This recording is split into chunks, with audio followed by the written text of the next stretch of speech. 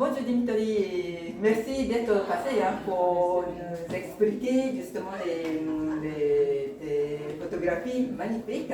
Merci. Alors, oui, Bonjour Hiroko. bonjour. Et le titre Grand Plongeon, on voulait savoir en fait l'idée de cette photographie. Alors, l'idée c'est que, un peu par hasard, j'ai une maison dans le sud-ouest de la France, dans les Landes, et là où mon train arrive quand je pars là-bas, je suis toujours passé devant cette piscine qui aujourd'hui est abandonnée. Et c'est une piscine qui servait à apprendre aux enfants à nager, les enfants de la région, ils venaient en autocar. Et puis un jour, je me suis dit, tiens, il faut quand même que j'aille voir à quoi ça ressemble. Donc je ne voulais pas demander l'autorisation à la mairie, parce que je n'étais pas sûr de l'avoir, donc j'ai escaladé des murs, et je me suis trouvé dans cet univers de piscine abandonnée que j'ai trouvé remarquable.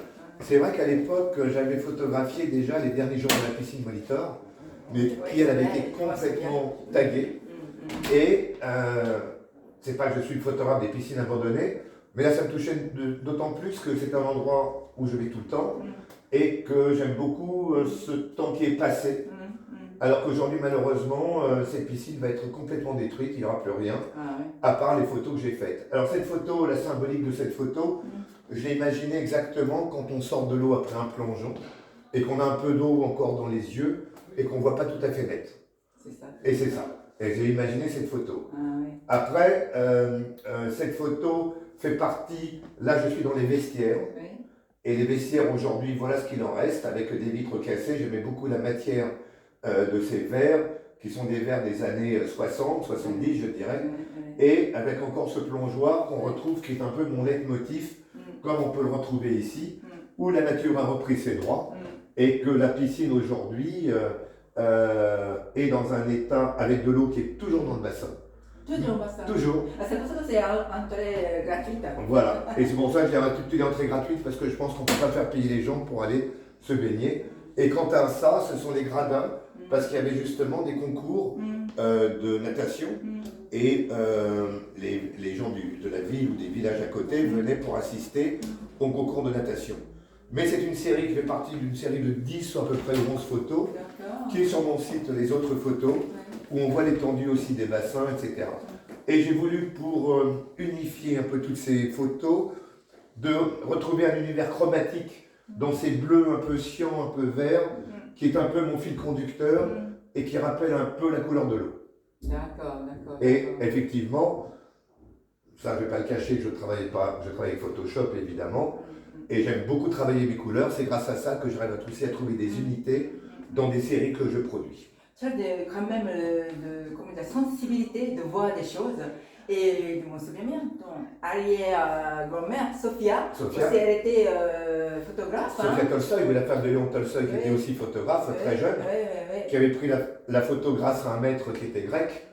Et dans la propriété de Tolstoï, 200 km au sud de Moscou, où je suis déjà allé plusieurs fois, il y a toujours sa petite chambre photographique qui est là. Toujours. Elle faisait beaucoup de portraits. J'ai d'ailleurs quelques de ses livres où elle photographiait la famille, elle photographiait beaucoup de photos. Alors mon papa qui était médecin me dit peut-être mon cher Dimitri, tu as hérité des gènes de ton arrière-grand-mère. C'est sûr, il n'y a pas de doute. Et voilà. Bon, à quoi s'attendre de cette exposition pour vous là? Eh bien, écoute Hiroko, moi ce que je trouve génial, c'est d'être mélangé avec plein d'artistes différents, plein de styles différents. Et je trouve que ce que tu fais là, et l'exposition de Renouveau porte très bien son titre, parce que je pense qu'on voyage dans plein d'univers différents, et c'est vachement intéressant de voir et de se mélanger à plein d'autres artistes qui ont des conceptions et une manière de travailler qui est totalement différente des unes des autres. Et c'est pour ça que je suis ravi de faire partie de ce pôle d'artistes, et je te remercie de m'avoir inclus dans cette exposition. Je suis ravie d'entendre, parce que c'est l'art de vivre dans la joie, toujours. Toujours. Et c'est vrai que j'ai découvert des œuvres qui sont vraiment extraordinaires, aussi bien sculpture que peinture, dont Monsieur Akagi, où je trouve que son travail est quand même remarquable. Oui, je le connaissais évidemment. Et voilà, mais écoutez, j'espère que tout ça va avoir le succès que ça mérite. Et rendez-vous demain pour la grande vente aux enchères. C'est là, tout à fait. En espérant que beaucoup de choses se vendent. Oui.